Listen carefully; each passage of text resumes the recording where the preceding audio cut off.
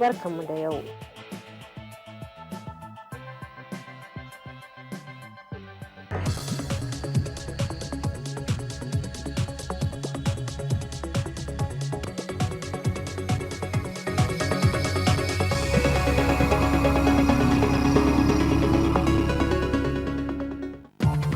Rien que quelques heures pour la tenue des examens du brevet d'études du premier cycle, le BEPC, nous ferons dans cette édition le point des préparatifs de cet important examen dans certains établissements scolaires de la capitale dans un instant. Depuis ce matin, des assises de la première conférence des pays africains au sud du Sahara organisée par le Haut Commissariat à l'organisation du Hajj et de la Oumra. Il s'agit d'échanger sur les conditions d'organisation du Hajj dans la sous-région.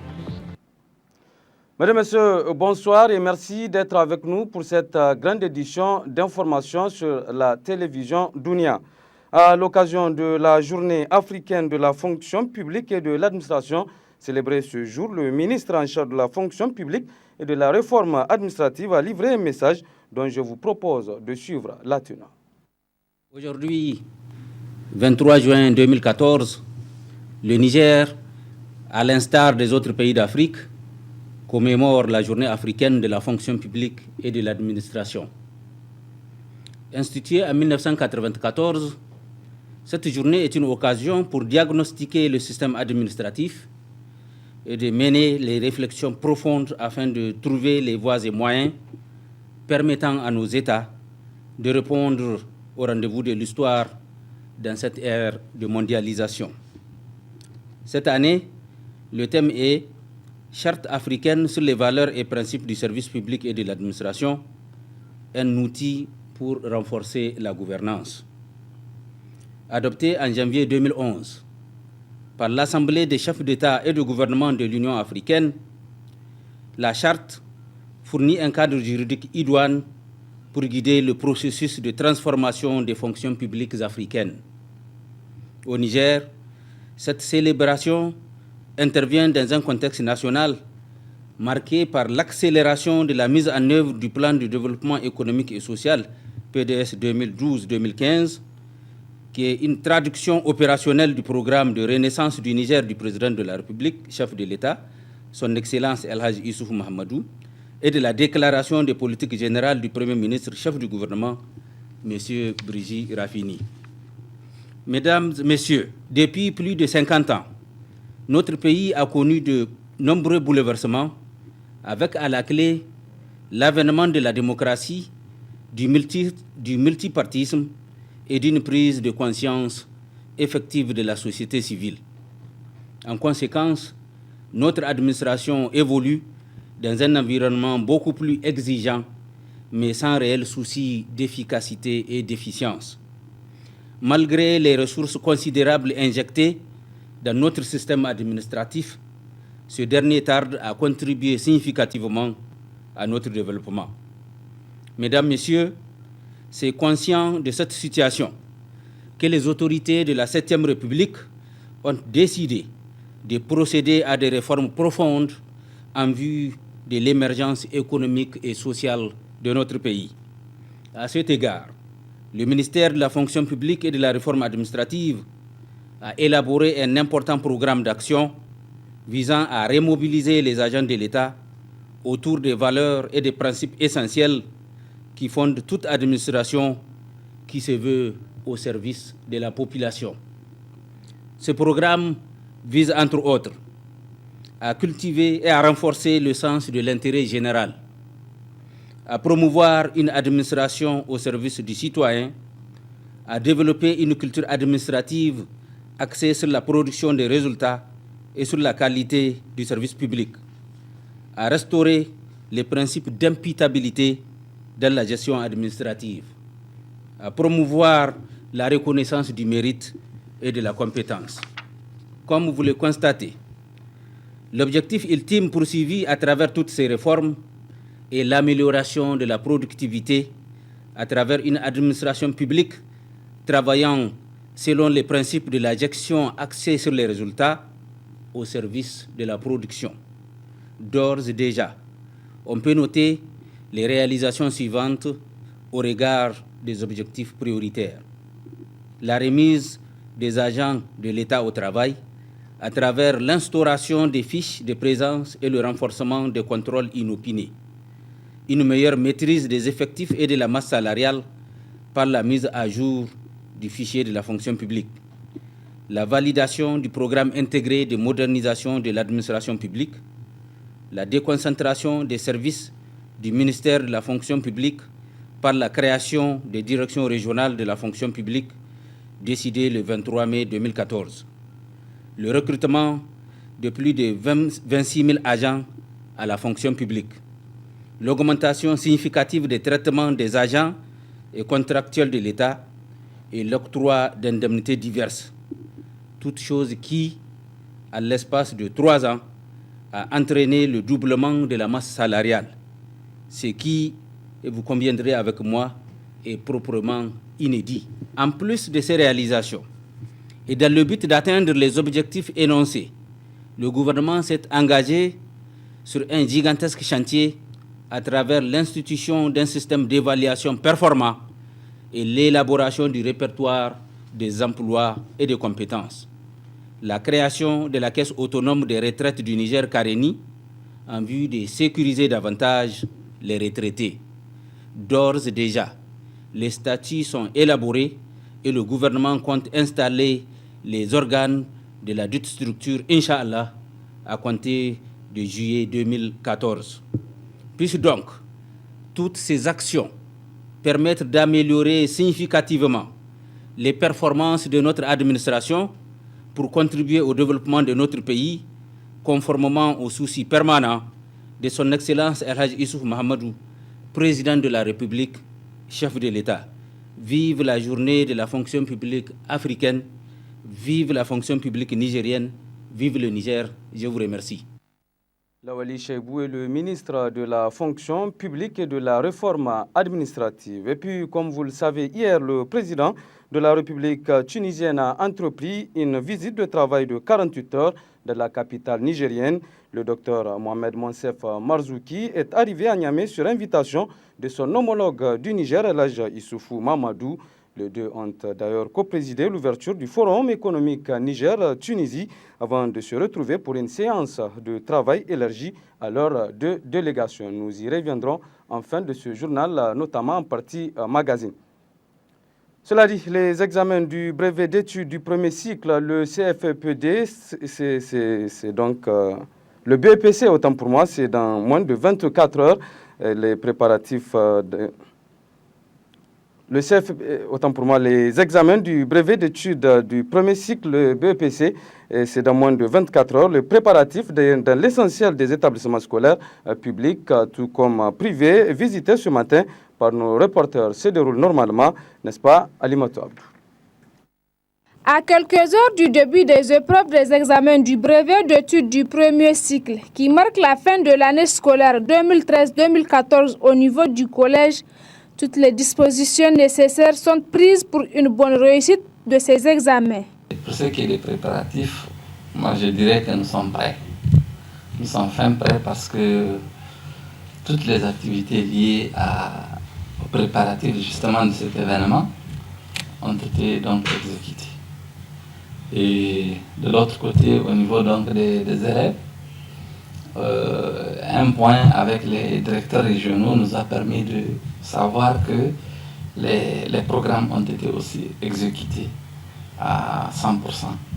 Donc, et pour ce qui est des moyens pour organiser justement l'examen, ils ont été mis en place. Donc je dirais que tout est prêt. Ce sont les régions d'ailleurs qui organisent pratiquement l'examen. Donc c'est à elles qu'on a donné tous les moyens pour l'organisation de cet examen-là. Ce n'est pas le ministère. Le ministère ne fait que préparer. Maintenant, eux, ils organisent de façon pratique. Donc, ils ont tout à leur disposition. Tout est fin prêt, mais les candidats se disent inquiets pour affronter les épreuves. On a massacré, on n'a pas pu faire beaucoup d'exercices avec les professeurs. Sinon, nous aussi, on a tout fait, on a fait tout possible pour pouvoir apprendre les leçons, pour voir qu'est-ce que ça va donner. Les maths physiques, là, vraiment, on a massacré, quoi. On a massacré, ils ne sont pas prêts là-bas. On a fini, mais La manière dont on nous a fait, il y a des autres professeurs qui nous ont photocopié les épreuves pour nous donner. Parce que cette année, il y a trop de grèves qui sont passées. On s'exerce, on a fini les programmes. On vient chaque soir, chaque matin, ici, dans l'enceinte même. On fait des exercices sur les matières. Après, arrivé à la maison, on fait des révisions sur les leçons. Bonne chance donc aux candidats. Donc là, des préparatifs des examens du BEPC qui se tiendront demain sur toute l'étendue du territoire national, des préparatifs donc dans certains établissements scolaires de la capitale. Justement au sujet des préparatifs des examens du BEPC, le ministre en charge des enseignements secondaires a rencontré les présidents des jurys pour la session 2014 du BEPC. Objectif échanger avec ces derniers sur des méthodes de fraude qui pourraient être utilisées par des élèves au cours des 10 examens. Murtala Zoubeyo. Informer et orienter les présidents des jurys du BEPC session 2014 sur les méthodes et moyens de fraude utilisés par les élèves au cours des examens. C'est l'objectif visé à travers cette réunion organisée par le ministère des Enseignements secondaires sous la houlette de la haute autorité à la lutte contre la corruption et les infractions assimilées ALSIA. Vous allez dès ce mardi 24 juin 2014 évaluer nos élèves. Vous allez donc les juger. C'est l'une des tâches la plus noble du métier d'enseignement. Si le choix des autorités a été porté sur vous pour présider les jurys, vous devez donc en être fiers, et même très fiers car l'État et tous les acteurs d'éducation vous font confiance. Montrez-vous digne de cette confiance. Cependant, depuis quelques années, nos examens sont entachés. C'est ainsi que les centres d'examen demeurent des centres de négociation de toutes sortes, de conscription, de corruption, de pratiques abjectes de tout genre. Cela ne fait pas honneur à personne, surtout pas à l'enseignant qui doit être un modèle de probité dans la société. Le président de la ALSIA a salué l'initiative du gouvernement de la 7e République qui manifeste ainsi sa volonté de mettre un terme à la pratique de la fraude et de la corruption dans l'organisation des examens et concours avant de réaffirmer l'engagement de son institution à mettre tout en œuvre pour détecter ces genres de pratiques. La ALSIA mettra à cet effet son expertise dans la détection de la fraude et de la corruption au cours de l'organisation des présentes épreuves et renseignera les autorités compétentes le cas échéant pour leur permettre de prendre toute décision et ou sanction appropriée en cas de conviction de commission de ces infractions. La ALSIA se propose de marquer sa présence à vos côtés sur tout le processus. Les moyens d'action de la ALSIA porteront aussi bien sur la prévention que sur la répression. Au titre de la prévention, nous avons conçu ensemble avec le ministère requérant une campagne de sensibilisation. Sur le terrain de la répression, il importe de savoir que les investigateurs de la ALSIA ici présents sont aujourd'hui aguerris pour déceler les cas de fraude aux examens, notamment dans l'analyse tant des listes, procès-verbaux de délibération que des copies de candidats. Cette réunion permettra de prendre des mesures permettant de rompre avec ces pratiques illicites et dégradantes dans les examens, concours et promouvoir par là même la culture de l'excellence en milieu scolaire. La faculté d'agronomie de l'université Abdou Moumouni de Niamey a servi de cadre ce matin à l'ouverture des travaux d'un atelier dit de formation sur la professionnalisation des formations de l'enseignement supérieur et le partenariat université-entreprise. Un atelier qui durera du 23 au 25 juin et dont l'objectif est de replacer le rôle de l'université comme outil de développement économique et social. C'est Nima Kirojibré. C'est dans l'optique d'accompagner le corps enseignant et les structures universitaires publiques du Niger dans la mise en œuvre de la réforme licence master doctorat LM2 à accueillir les étudiants mais aussi à les préparer à un métier ou à l'auto-emploi que le Bureau Afrique de l'Ouest de l'Agence universitaire de la francophonie a initié cet atelier à travers l'Institut de la francophonie pour la gouvernance universitaire. Cet atelier, initié en partenariat avec l'Université Abdou Moumouni de Niamey, vise à outiller les responsables des universités publiques du Niger sur la professionnalisation des formations supérieures et le partenariat université-entreprise, thème focal de l'atelier. Une occasion pour le directeur régional du bureau Afrique de l'Ouest d'entretenir les participants sur les missions et les actions de l'Agence universitaire de la francophonie avant de revenir sommairement sur la problématique que sous-tend ce présent atelier. Répondant aux souhaits de ces établissements membres, l'agence s'est fixé 5 priorités déclinées en axes d'intervention. La première priorité concerne la formation.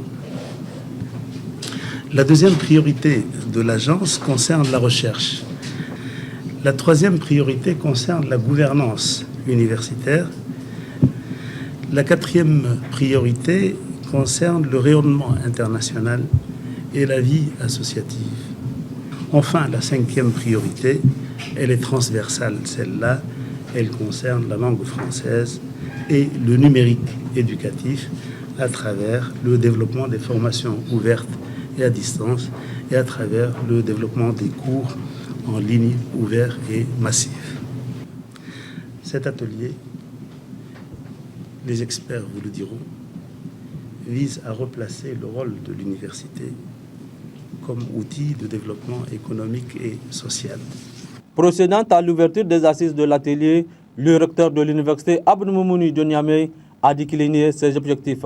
À l'évidence, la réalisation de ce noble objectif passe par le développement des filières professionnelles.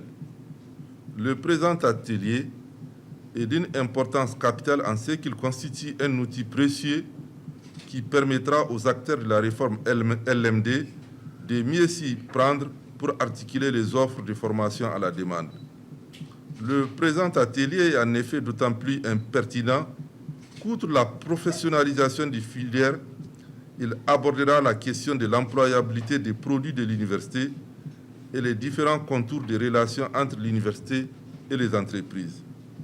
3 jours durant, les participants seront suffisamment outillés sur 6 modules différents afin de disposer de tous les instruments nécessaires pour accompagner la professionnalisation des formations et répondre ainsi aux besoins réels de la société. Direction d'Osso avec le lancement vendredi dernier du projet de développement des compétences pour la croissance, en abrégé le PRODEC, un projet cofinancé par l'État du Niger et la Banque mondiale. L'objectif visé est d'améliorer l'efficacité de la formation professionnelle au Niger. La correspondance depuis la capitale de Koy de Aoussi Abdraman.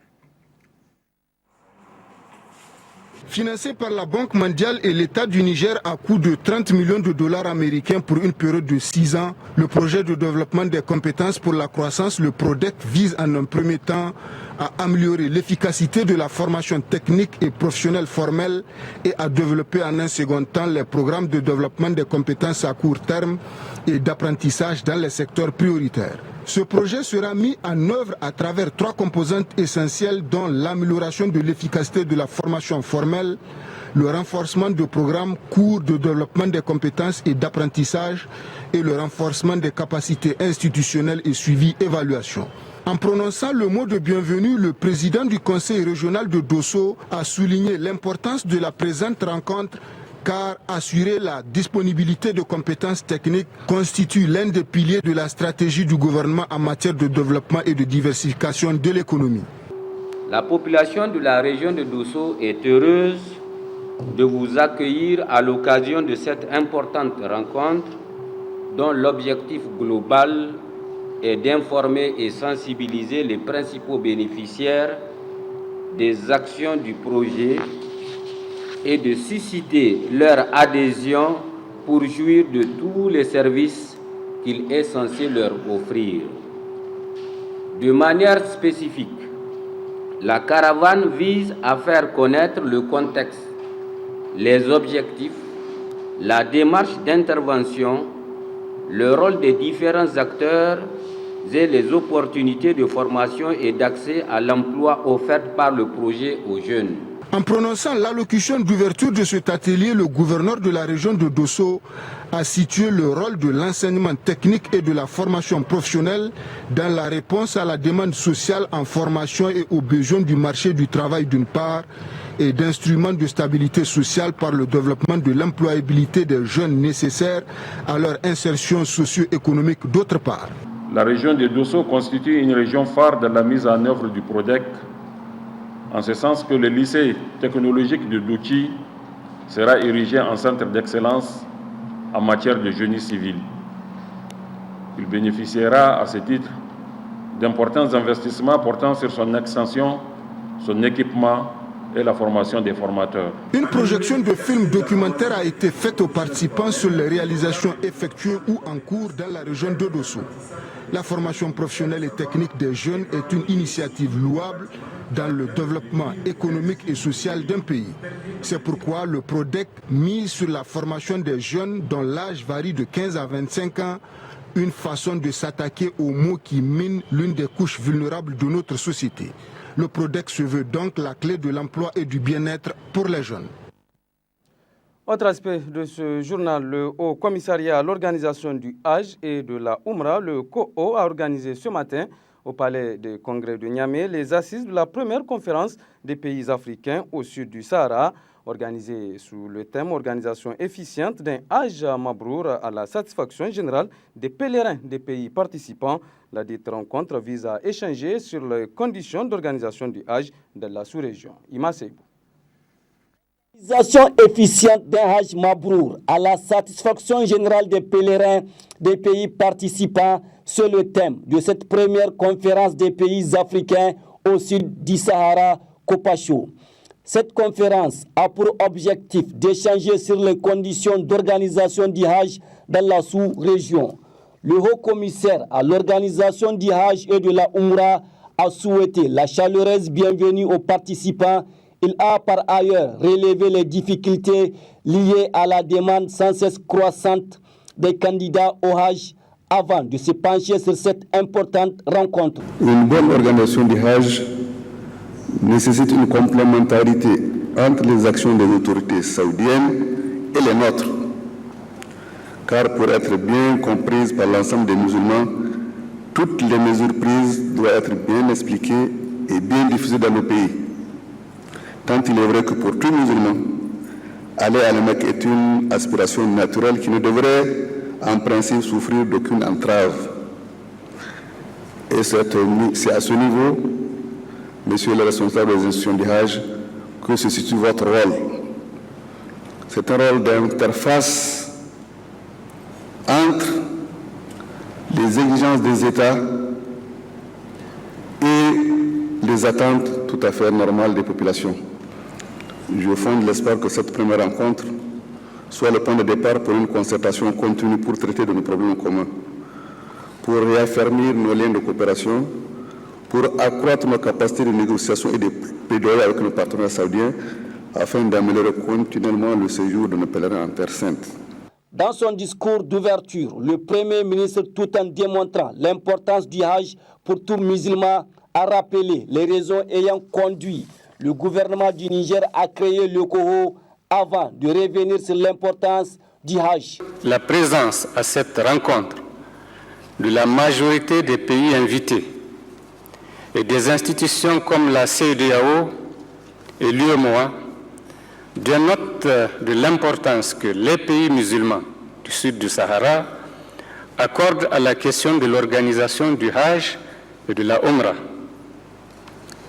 Le gouvernement du Niger, pour sa part, est disposé à accompagner cette initiative salutaire pour nos États et nous fondons l'espoir de voir vos travaux aboutir à la mise en place d'un mécanisme fédérateur de vos actions afin de résoudre à l'unisson les problèmes qui se posent à une bonne organisation du Hajj et de la Oumra.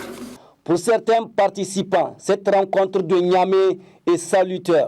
La conférence régionale de Niamey avait un caractère très important pour l'ensemble de tous les pays participants.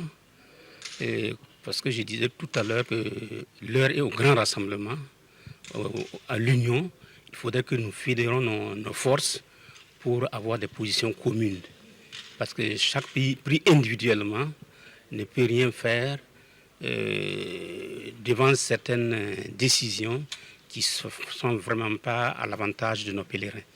Donc, ce grand rassemblement nous permet effectivement de parler le même langage, d'avoir une position commune pour l'ensemble de nos pèlerins, qui pourrait peut-être alléger leur souffrance. 2 jours durant, les participants venus des différents pays de la sous-région échangeront sur les conditions d'organisation du Hajj.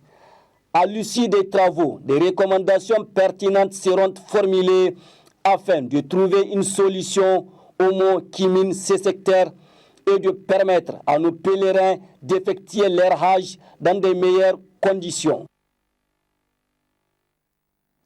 De la politique à présent, le G5. Le G5, c'est donc le groupe de soutien à l'Adan Tchana. Et donc, le G5 a initié hier une série de visites dans certains quartiers de la capitale. Une visite qui les a notamment conduits au quartier aéroport 1 et 2. Les précisions de Taïra Amadou. Faire connaître les G5 à l'Adan Tchana et amener les militants des différents quartiers à épouser ces idéaux. Ce sont là les objectifs recherchés à travers cette série de rencontres et de concertations initiées par le fondateur du groupe au quartier aéroport 1 et 2. Avec ces rencontres d'échange, le groupe G5 à l'Adan Tchana appelle les militants à adhérer au programme de la renaissance des autorités actuelles. Nous restons unis et solidaires pour des actions nouvelles afin d'atteindre efficacement les objectifs fixés par le président de la République. C'est à savoir le renforcement et la stabilisation des institutions démocratiques et républicaines, assurer la sécurité des biens et des personnes, nourrir les Nigériens, promouvoir l'éducation et la santé, l'accès à l'eau et à l'assainissement, la promotion de la jeunesse par la création et la pérennisation de l'emploi. Le G5 LT félicite chaleureusement M. Omar Hamidou Ladan Tchana et se suscite à l'accord historique signé avec Areva et l'exhorte à ne ménager aucun effort comme à son habitude pour continuer à défendre les intérêts du Niger et la valorisation de ses ressources naturelles dans ses fonctions de ministre d'État en charge des mines. Le G5 encourage M. Omar Hamidou Ladan Tchana à rester constant dans ses valeurs d'intégrité, de probité et de patriotisme. Autant de notions dignes d'un vrai homme politique, soucieux du devenir de son pays et conscient de ses responsabilités devant sa communauté, au sens large de sa nation. Le Niger connaîtra à ses dignes enfants la valeur de leur travail et l'estime de leur bonne éducation. Aux attaques et insultes pitoyables des petits gens, nous lui demandons de répondre par le mépris du silence que mérite l'insolence de leur mensonge. G5 est un groupement fondé par les militants de Modenfa Lumana des 5 arrondissements de la capitale, avec pour mission d'accompagner Hamidou Ladan Tchana dans son combat politique. Et le groupe entend par ces rencontres mobiliser tous les militants autour de leur leader politique. Et pendant ce temps, le président du parti L'Union pour la démocratie et la République, Amadou Boubacar Cissé, a effectué une visite au canton de Ganou-Djaladjo. Il s'agissait pour le président ABC d'aller s'enquérir des conditions de vie des populations de cette localité et entendre directement leurs préoccupations. Les images.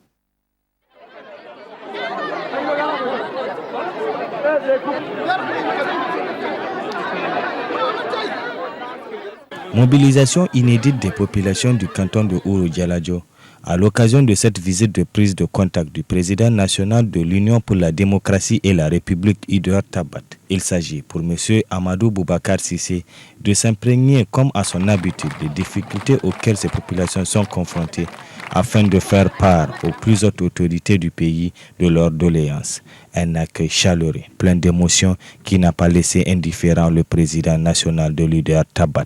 Je suis persuadé que d'ici l'année prochaine, il nous sera possible d'envisager le primage de la route de Obadé Assaï, ambassadeur.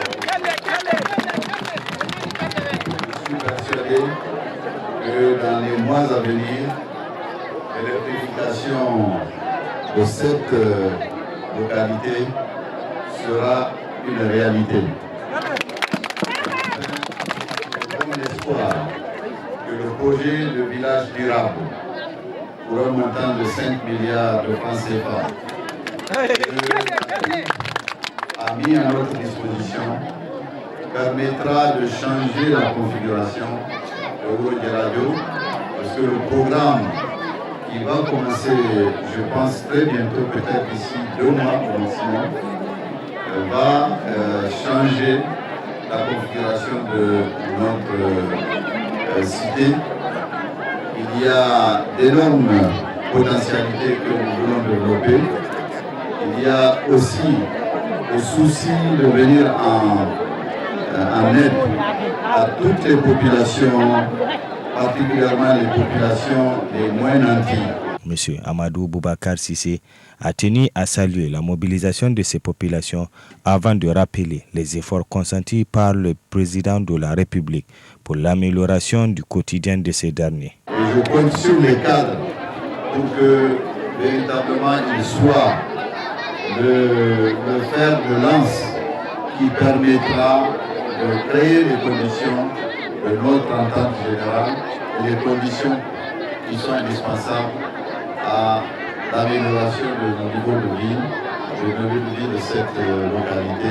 Un meeting qui a drainé des milliers de militants et sympathisants de leader Tabat placés sous le signe de la mobilisation à travers l'unité, qui démontre le soutien de ces derniers aux autorités de la 7e République.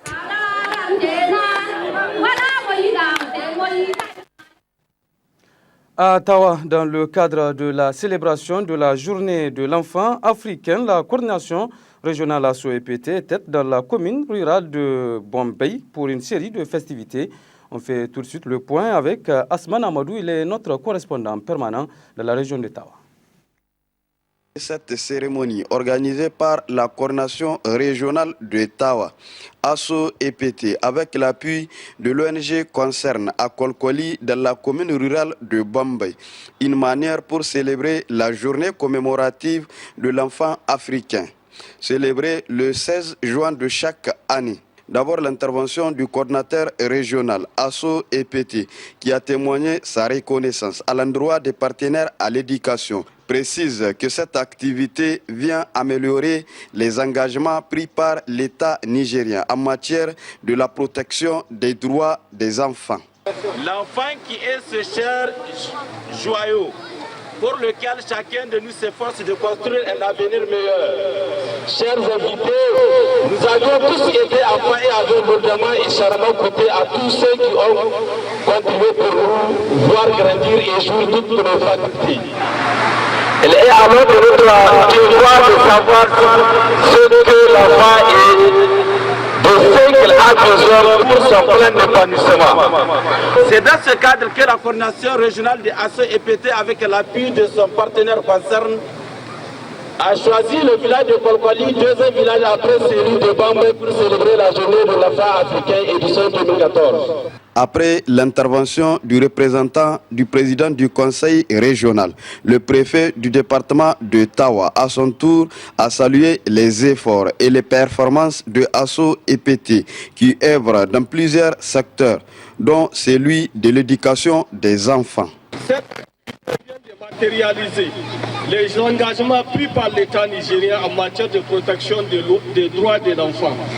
La Convention des Nations Unies du 20 novembre 1990, ratifiée par le Niger, et la loi d'orientation numéro 98-12 du 1er juin 1998 reconnaissent aux enfants nigériens un certain nombre de droits, parmi lesquels le droit d'avoir un nom dès la naissance, le droit d'exprimer librement son opinion et de voir cette opinion prise en compte, le droit au loisir. L'enfant est l'espoir de demain. A-t-on coutume de dire, la prise en charge de l'avenir de ces innocents nécessite une véritable campagne de sensibilisation au profit de leur encadrement et leur formation. Cette initiative de ASSO EPT apportera sa contribution dans la construction de l'avenir des enfants. À Tawa, toujours, cérémonie de mise en place de la Fédération des unions et coopératives agricoles et pastorales. Objectif, améliorer les conditions de vie des agriculteurs et éleveurs du département de Tawa. Retrouvons les précisions de Asman Amadou. Organisé par le projet CORE, cet atelier des travaux de l'installation de la Fédération interdépartementale des unions et coopératives agricoles et pastorales de sa zone d'intervention vise à améliorer les conditions de vie des agriculteurs et éleveurs membres des différentes unions des coopératives et renforcer les capacités des producteurs. Dans son discours d'ouverture des travaux, le préfet du département de Tawa a salué cette initiative qui cadre avec l'initiative 3N. Les objectifs de cette fédération correspondent à n'en point douter aux orientations et principes d'intervention promis par les autorités de la 7e République sous la bienveillance de son Excellence Issoufou Mahamadou, président de la République, chef de l'État, et qui ont été traduits en un nouveau cadre fédérateur des interventions au Niger sous l'appellation des 3N, les Nigériens nourrissent les Nigériens. Cela permettrait aux communautés à la base de se donner les moyens nécessaires pour promouvoir leur propre développement. Mesdames et messieurs, je félicite l'Union Hadenkede Adoula qui a su s'organiser à appuyer l'organisation et même la création des autres unions à travers son partenariat avec LWR. Quant au coordinateur du projet CORE, a souligné les objectifs visés à travers la fédération qui sera mise en place pour encadrer et aider les producteurs membres des unions des coopératives dans la gestion des terres cultivables et leur production. Nous sommes en train de mettre en place une fédération qui normalement doit couvrir toute la région d'Ottawa, qui normalement doit permettre à tous les producteurs, que ce soit dans le cadre pastoral ou le cadre agricole, de s'organiser, de se structurer, d'identifier les activités qui vont booster leur production. Nous sommes vraiment satisfaits, les autorités aussi en sont, parce que de tout le temps, on n'a pas pu trouver une organisation de producteurs vraiment représentative au niveau de la région d'Ottawa. Mais nous voilà aujourd'hui avec des producteurs qui ont vraiment compris la nécessité de s'organiser, la nécessité de céder d'abord avant d'atteindre une quelconque aide de la part de l'État ou même de la part de certains bailleurs de fonds. Nous le savons très bien ici au Niger. Nous avons une certaine attitude de se comporter comme des bébés qui attendent toujours de l'État ou des autres, alors que nous-mêmes, on peut bel et bien être les acteurs de notre propre développement. La Fédération des unions et coopératives agricoles et pastorales qui sera mise en place veillera activement au profit de la réussite des activités de ces agriculteurs et éleveurs du département de Tawa dans les différentes localités de la zone d'intervention du projet CORE. Restons toujours à Tawa où la salle de réunion de la dite ville a servi de cadre à une série de conférences organisées par le programme Paix à travers le développement PDF2, coordination régionale de Tawa. Objectif, transmettre le message de paix aux populations. Série de conférences organisées par la coordination régionale Paix à travers le développement PDF2 et la suite logique de l'atelier de formation des imams de l'arrondissement communal de Tawa pour transmettre les messages de la paix. À travers cette rencontre, les conférenciers continuent dans le sens toujours de la culture de la paix. En ouvrant les travaux, le coordinateur PDF2 Tawa a énuméré les objectifs de cette rencontre et les résultats attendus. Et cette conférence nous a donné des idées, pour voir clairement tout ce qui est vraiment le contenu de la formation que les imams ont reçus au niveau de la région d'Ottawa pour qu'ils puissent vraiment essayer de divulguer la même information, les mêmes informations au niveau des différents participants qui ne sont pas là. On peut toutefois dire que vraiment l'objectif est atteint par rapport à cette activité qu'on a organisée au niveau de la région d'Ottawa sur cette formation des imams locaux, que Inch'Allah, on va continuer de la même lancée et de voir avec d'autres qui n'ont pas été formés, ils seront formés encore par le programme P à travers le développement au niveau de la région d'Ottawa. Pour cela, tous nos remerciements vont à l'endroit des autorités de la région d'Ottawa, le gouvernorat, le président du conseil des villes d'Ottawa, l'arrondissement d'Ottawa qui ont rendu possible toutes les activités qu'on est en train d'organiser sur cette activité au niveau de l'arrondissement ou au niveau de la région d'Ottawa. Tout au long de cette rencontre, ces éminents conférenciers qui ont été identifiés par la coordination régionale Paix à travers le développement PDEV 2 vont développer plusieurs communications sur la culture de la paix pour atteindre les objectifs du PDEV 2 dans toutes ces zones d'intervention, changement du comportement au profit du développement du Niger. Et puis, comme annoncé, la partie magazine de ce journal est consacrée à la visite de 48 heures entreprise par le président de la République tunisienne au Niger. Dr Mohamed Monsef Marzouki était à Niamey sur invitation de son homologue du Niger, El Hadj Issoufou Mamadou. Les deux ont d'ailleurs co-présidé l'ouverture du Forum économique Niger-Tunisie avant de se retrouver pour une séance de travail élargie à leurs deux délégations. Voyons tout de suite le film complet de cette visite dans ce document signé la radio-télévision Dunia. Très bonne réception, au revoir.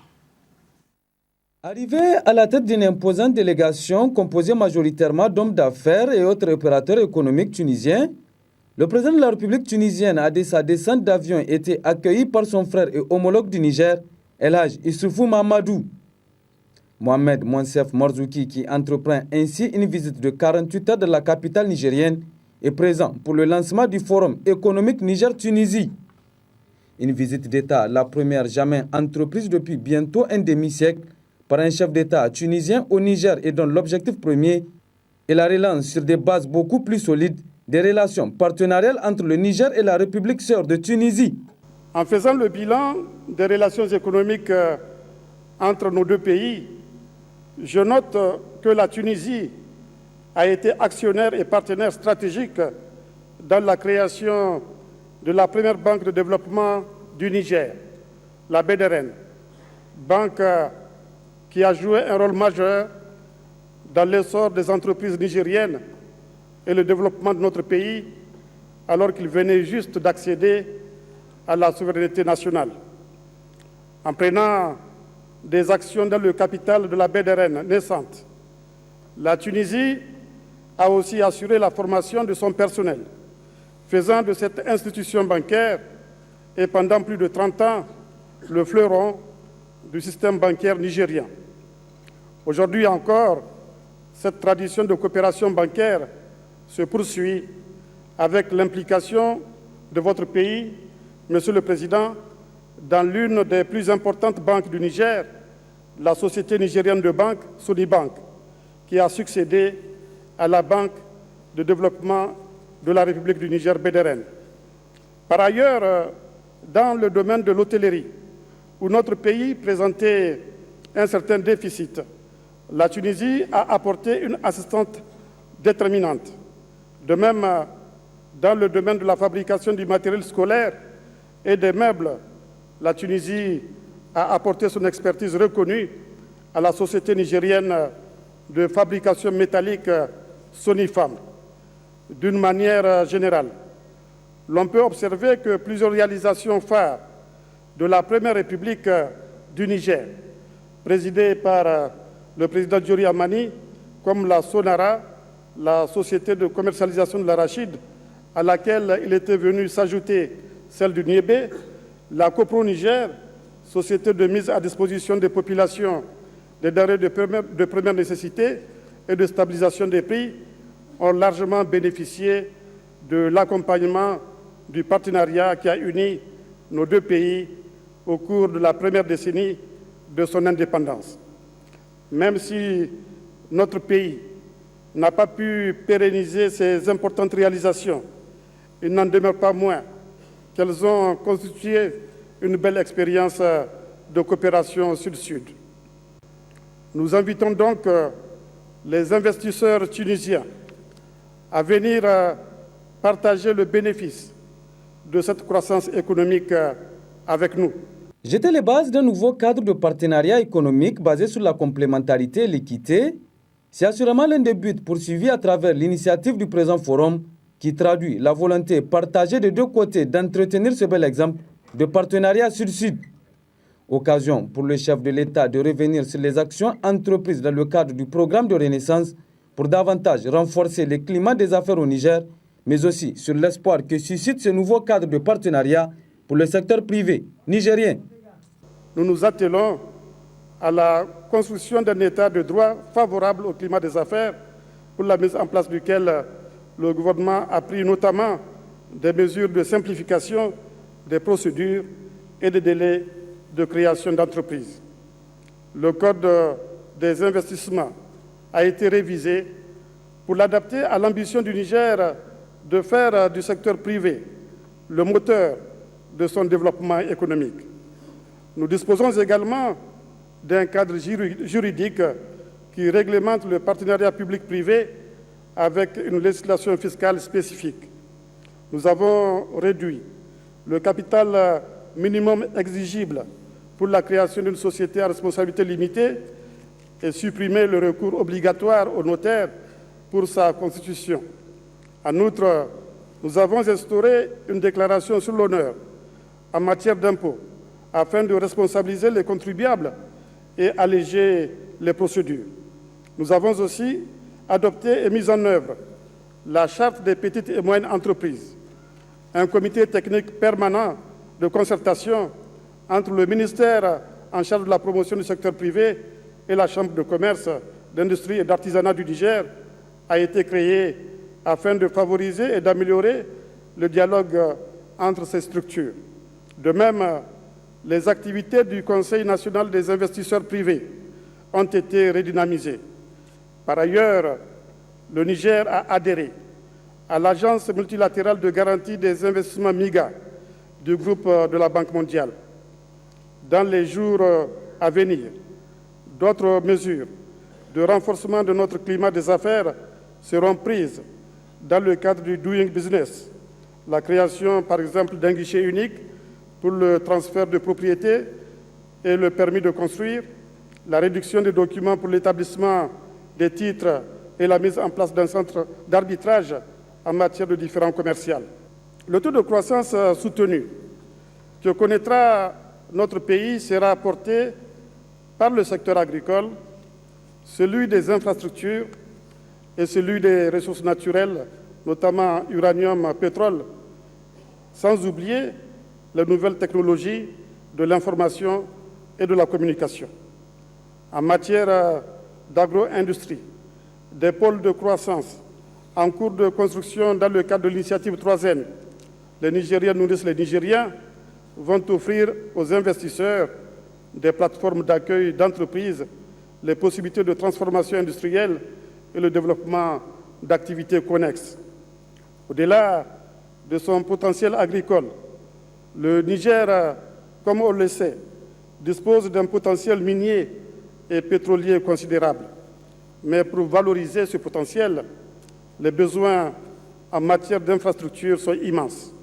C'est pourquoi les investisseurs sont attendus pour réaliser et exploiter à titre indépendant ou dans le cadre d'un partenariat public-privé des infrastructures aéroportières, ferroviaires et énergétiques. Visiblement très ému de l'impressionnant accueil réservé à sa délégation, le président de la République tunisienne a pour sa part exprimé toute sa gratitude au président Issoufou ainsi qu'à l'ensemble du peuple nigérien. Dr Marzouki s'est dit par ailleurs favorable à accompagner la relance économique amorcée du Niger et réaffirmer la disponibilité de son pays à également contribuer dans la lutte contre le terrorisme dans le Sahel. Monsieur le Président, vous m'avez dit quelque chose qui m'a frappé tout à l'heure quand nous parlions en tête à tête. Vous m'avez dit que la dernière fois qu'un président de la République tunisienne est venu ici, c'était du temps de Bourguiba, quelque chose comme dans les années 70. Cela fait donc 40 ans qu'un représentant du peuple tunisien n'est pas venu dans ce pays. Et ceci m'a frappé. J'ai mesuré à quel point nous nous sommes manqués, nous nous sommes ratés, à quel point nous avons laissé passer tant de temps où nous aurions pu travailler ensemble. Et c'est la raison pour laquelle je pense que maintenant nous devons vraiment mettre les bouchées doubles pour rattraper tout ce temps gâché, tout ce temps perdu. Je voudrais profiter ici, encore une fois, de l'occasion pour réaffirmer la détermination de la Tunisie, de son peuple, de son gouvernement, de son assemblée constituante, de revenir en Afrique alors qu'elle ne l'a jamais quitté, de faire partie de ce continent qui est en train de prendre sa place dans le monde et de faire partie de la solution et non pas du problème. La Tunisie est déterminée à assumer son africanité. La Tunisie est d'autant plus africaine que nous avons eu l'honneur d'être la première partie du continent à porter ce nom fabuleux.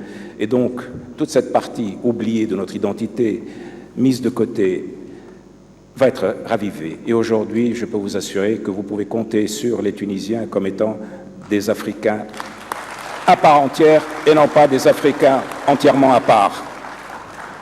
Monsieur le Président, ce qui m'amène à venir ici vous voir moi-même et cette importante délégation, c'est le sentiment que nous nous devons assistance, nous devons travailler ensemble.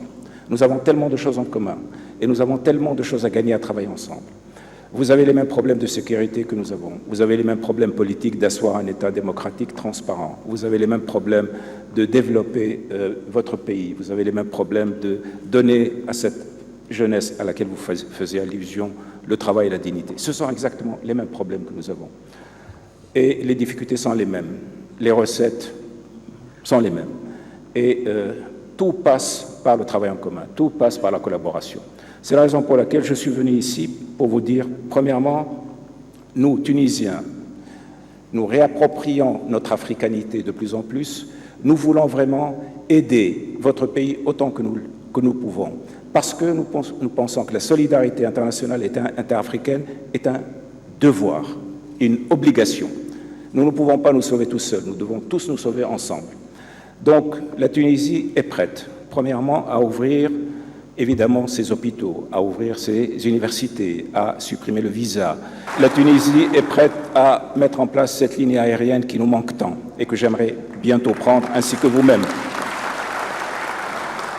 La Tunisie dispose d'une petite expertise dans plein de domaines et elle la met à la disposition de votre pays, que ce soit dans le domaine des technologies d'information, que ce soit dans le domaine de l'hôtellerie, du tourisme. Toute notre expérience, elle est à votre disposition. Nous vous demandons aussi de nous aider, nous, Tunisiens, parce que nous avons les mêmes problèmes que vous en sécurité. Nous avons besoin de sécuriser tout ce Sahel. Et vous avez une idée tout à fait extrêmement intéressante quand vous avez dit qu'il faut que tous les partenaires politiques s'assoient autour de ce Sahara qui nous est commun pour faire en sorte que nous résolvions ensemble le problème du terrorisme. Puis, les deux hommes se retrouvent en tête à tête au palais de la présidence avant une séance de travail élargie aux deux délégations, séance dont le temps fut donné le premier par le président Issoufou. Comment parler de votre pays, Monsieur le Président, sans y associer le nom de ce grand homme, de ce combattant suprême, de ce panafricaniste, j'ai nommé le président Abdel Bourguiba, grand ami du Niger, et de son premier président, j'ai nommé le président Jori Amani. Pour de sa tournée africaine, qu'il a amené au Niger du 12 au 15 décembre 1967, tournée qui ressemble à même égards à la vôtre. Bourguiba disait ceci, je cite, « Nos cœurs s'ouvrent à tous les Africains. Nous les considérons comme des Tunisiens, des frères. Et pour jeter les bases d'une unité saine, concrète, valable, il faut se rendre visite, se voir, se parler, d'où ce contact direct que j'ai entrepris pour rapprocher, réunir, unifier et avant tout nous comprendre. » Fin de citation. C'est au cours de cette visite que fut signé entre nos deux pays un traité d'amitié et de coopération ayant ouvert la voie à d'autres accords bilatéraux, dont celui de 1982, portant création de la grande commission mixte nigéro-tunisienne de coopération. Monsieur le Président, pour le Niger, votre pays, la Tunisie, est avant tout le parrain de son admission aux Nations Unies. Il est aussi pour nous le symbole vivant d'une coopération efficace qui aura permis au Niger de jeter, dès les premières années de son indépendance, les jalons de son développement économique et industriel. La Tunisie est aussi, avec le Niger, un des fondateurs de la francophonie, alors considérée comme l'union de toutes les nations francophones, et dont je me félicite qu'elle soit devenue aujourd'hui une organisation internationale majeure au service de la promotion de la démocratie, de la paix et du développement dans le monde. Réponse de son hôte de la République tunisienne, le président Mohamed Monsef Marzouki s'est notamment dit impressionné par les multiples efforts consentis par les autorités nigériennes pour relancer la croissance économique du pays et assurer la sécurité de la sous-région. Nous sommes là, encore une fois, pour travailler ensemble, parce que nous savons que la construction ne se fait jamais tout seul. Nous avons besoin des uns des autres. Vous avez besoin de nous, Tunisiens, malgré nos modestes moyens, et nous, Tunisiens, nous avons besoin de vous, malgré nos modestes moyens. En mettant nos modestes moyens les uns et les autres, nous pourrons faire des grandes choses. Et nous cessons d'être des modestes, ou d'avoir que des modestes moyens. Donc voilà, c'est encore une fois de foi dans l'Afrique, de foi dans le Niger. Nous sommes venus ici affirmer. Maintenant, comme je les ai dit tout à l'heure, Monsieur le Président, les bons sentiments, s'ils restent sans pratique, ne sont que des bons sentiments.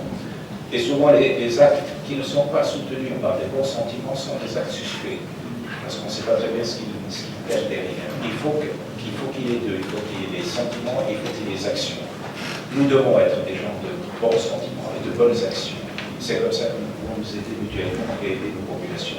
Donc comptez sur nous, Tunisiens, nous avons les bons sentiments et nous voulons faire des bonnes actions. Et le fait que nous ayons ici, autour de cette table, des opérateurs économiques, des gens pratiques, pragmatiques, qui savent ce que c'est l'argent, qui savent ce que c'est l'investissement, qui savent ce que c'est que de travailler, de produire, etc., est très rassurant. La bonne volonté politique que je représente et la bonne technicité des gens, donc des gens de terrain. Cet accord de partenariat sera par la suite paraphé entre les deux parties dans divers domaines, plantant ainsi les décors des perspectives de la coopération bilatérale nigéro-tunisienne.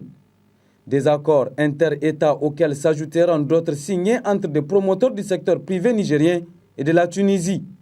Après quoi, les deux chefs d'État vont se prêter aux questions des journalistes. Aujourd'hui, cette Tunisie de la révolution pacifique, cette Tunisie qui est en train d'achever son processus démocratique, cette Tunisie est absolument décidée à s'ouvrir à cet espace africain subsaharien et à en faire partie, à participer à son développement.